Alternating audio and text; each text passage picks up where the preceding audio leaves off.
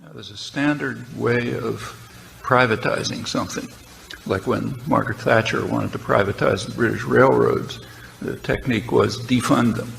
And then when they don't work, people get angry. They say, let's do something. So you hand it over to private enterprise, which totally ruins them, and then the state has to come back in, big cost, and try to reconstruct it somehow. It's known as privatization. And that's exactly what's happening with Social Security. It's in good shape now when you read in the newspapers, as you do, that the big problem of the deficit is entitlements. Social Security, Medicare, Medicaid. Social Security is a zero problem. For one thing, it doesn't add anything to the deficit because people pay for it. And for another thing, it's in pretty good shape. Certainly, the last of the famous baby boomers will be gone before there's any problem in it. That's why there's a big payroll tax increase 30 years ago to ensure that. But if it's defunded, it'll be a problem. Then there'll be pressure to privatize it. That's a huge bonanza for the financial institutions. It'll put trillions of dollars into their hands, which they can then use to make a ton of money with risky investments, which are therefore very profitable.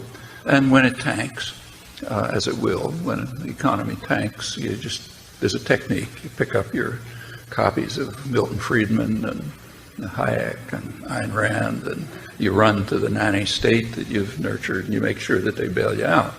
That's really existing capitalism, and it means that the scam can go on. Like take privatizing schools. What's the point of privatizing schools?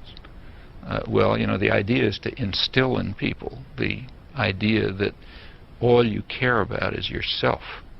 So I don't happen to have children of school age, so therefore, according to the ideology that's implanted in you, I'm not supposed to care whether the kid down the street has a school to go to. So I don't want to pay taxes. I want to cut taxes because I don't care if that kid goes to school. And if, since I have enough money, I could send my kid to private school if I wanted to, so who cares if they're public schools?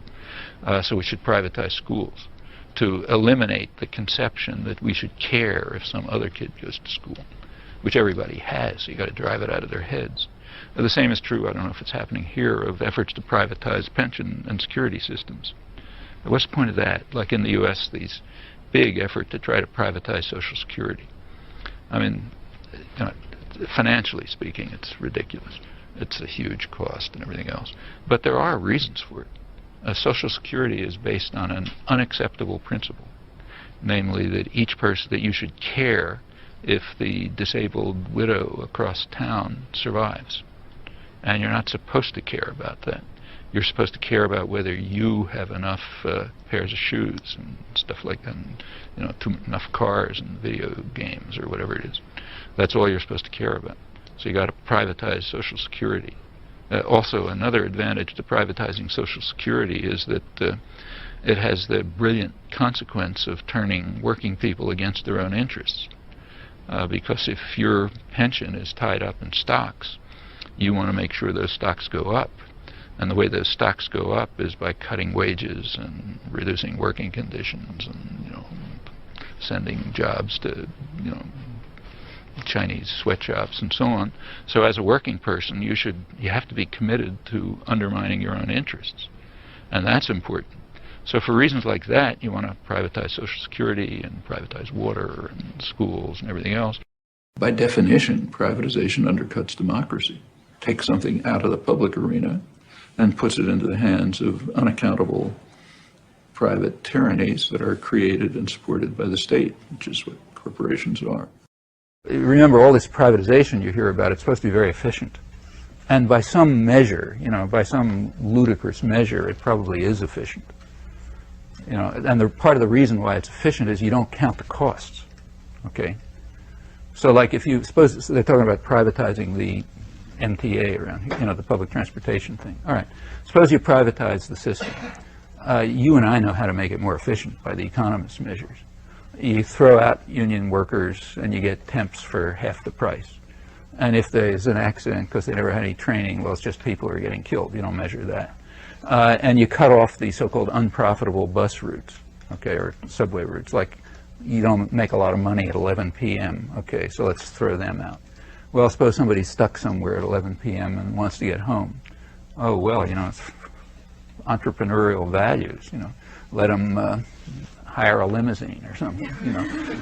And in ways like that, you can make the system more efficient simply by transferring the costs over to the public where you don't measure the costs, okay?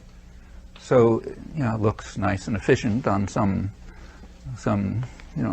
economist's paper, but of course there's huge costs transferred over to the public which you don't.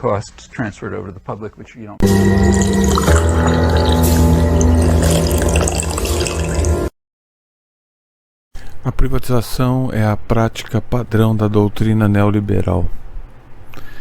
Essa doutrina é relativamente nova, ela começou, é um processo contínuo do internacionalismo.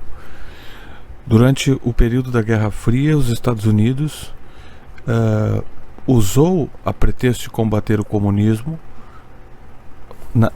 no terceiro mundo e também em países do primeiro mundo, incluindo a Europa, como eu já postei vídeos do documentário Operação Gladius, os Estados Unidos começou a dominar o mundo e a remapear o mapa do mundo para criar um governo global.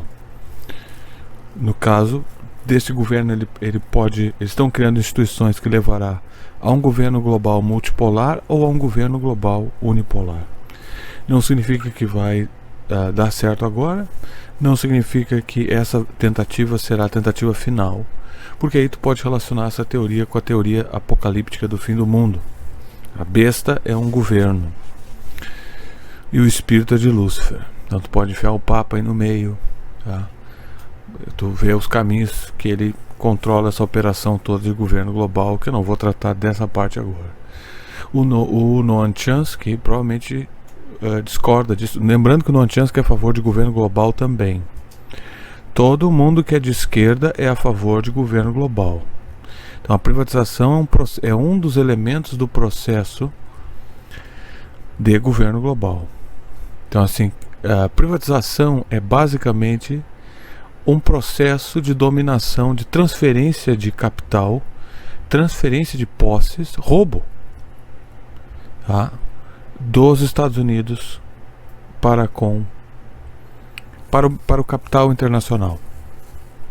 É isso que é privatização. Privatização não é a privatização.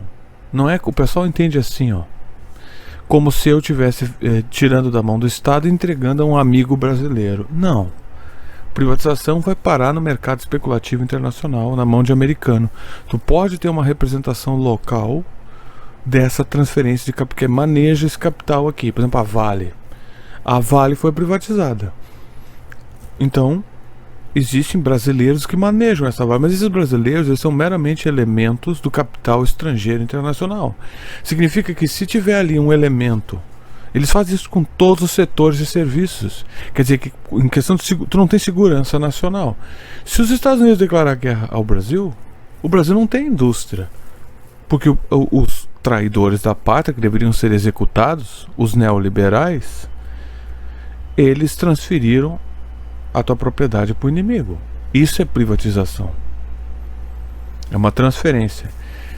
Como que essa propriedade foi paga? Essa propriedade foi financiada com o dinheiro de impostos, o meu e o teu. Então, ao longo de gerações, quando a empresa atinge um nível de maturação, quer dizer, nós pagamos o risco da empresa. O Noam Chomsky, como eu botei na introdução inicial, ele explica o processo que leva à privatização. Quando no caso de serviços. Mas há a privatização de outros setores que não são serviços. Então a privatização, ela transfere, por exemplo, nós financiamos uma hidrelétrica, uma empresa de eletricidade. Nós deveríamos receber cheques no final do ano. Como é que se calcula o valor de uma empresa dessa? Ao longo de anos, nós pagamos imposto para financiar a empresa, nós pagamos imposto para mantê-la. Aí um cara vai lá e entrega essa empresa. O custo é incalculável. Fora a questão da segurança. A Eletrobras, a privatização da Eletrobras é um crime. Então, o Bolsonaro, o Lula é assim, faz muita merda, mas o Bolsonaro, ele é certificadamente uma merda. Não temos nada para discutir sobre o Bolsonaro. Nada. O Bolsonaro é um neoliberal. Ele não manda nada, ele não é nacionalista. Tu não pode ser a favor de privatizações e ser um nacionalista. Não faz sentido. Então, quando a pessoa privatiza uma indústria, ela está transferindo anos de colaborações de brasileiros, de impostos, para um grupo representativo aqui, meramente gerentes, e vão aplicar esse dinheiro no mercado da bolsa. Tá aí a jurisprudência da dolarização, que é um vídeo que eu postei. Foi uma recompensa de um assinante também. Eu recomendo para aqueles que não têm dinheiro para assinar esse tipo de... Porque esse vídeo aqui é uma... né? Eu não conheço ninguém que faça o que eu faço aqui. Mas se você não você pode assinar menor e votar para que surja um vídeo desse. E quem assina recompensas menores, tanto no Catarse quanto no Apoia-se, tem que mandar por e-mail o teu número com a sugestão, se é que tu entendeu o que está escrito ali. Então, porque eu não sei, a gente não presta atenção nas coisas. Então, ou não quer participar, quer assinar sem participar, não tem problema. Só que eu não tenho como estar catando eu não vou catar o e-mail de todo mundo numa pilha de e-mail, porque hoje em dia toda empresa tem spam. Então tu recebe spam, tu pode dar uma busca ali. Só que esses canais financeiros, Apoia-se e Catarse, eles mandam mensagens que não estão com a inicial do cara, às vezes. Às vezes tá uns caracteres. Então eu mando o e-mail, é uma coisa protegida, né? Então não é o nome da pessoa, eles mandam através da filtração deles.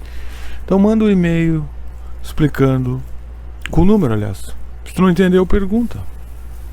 Então a privatização, ela é um ato de traição. Não é uma opção doutrinária, não é uma mera discordância ideológica. É um ato de traição. Porque primeiro eles teriam que nos devolver o dinheiro que nós gastamos financiando essas empresas. Eles fizeram isso? Não. De forma alguma.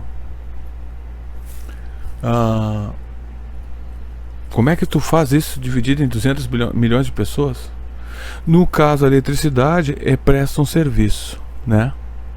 Então, eu estou descrevendo aqui, eu postei o vídeo, a ordem desse vídeo, o Nonchansky explicando o processo de privatização, eu explicando o que é a privatização no contexto brasileiro, e eu vou fazer, seguida, uma explicação da privatização na Inglaterra, explicando o efeito da privatização da eletricidade na Inglaterra. Lembrando que o Brasil é um serviço vital. Eu acho que a Wi-Fi, o problema que nós temos aqui é o tipo de governo que nós temos. Esse é o dilema que nós temos. Se o PT, junto com o Alexandre de Moraes, está censurando todo mundo, está acabando com a liberdade de expressão na internet, nesse exato momento seria um perigo transferir a Wi-Fi para uma organização estatal. Tá? Olha o dilema que nós estamos. Ao mesmo tempo, eu sou a favor da estatização, do tratamento da Wi-Fi como um serviço público gratuito. Só que com um governo tirano que nem esse do PT, não dá para estatizar a Wi-Fi. Tá? Nós vemos o lobby sionista tentando censurar elementos da internet, né? E outros elementos também, mas a internet é um comércio. Então, comunicação e comércio têm de ser livres, senão eles falham. Então tu tem que permitir a liberdade de expressão para o comércio. O comércio, a internet é um tipo de comércio que sempre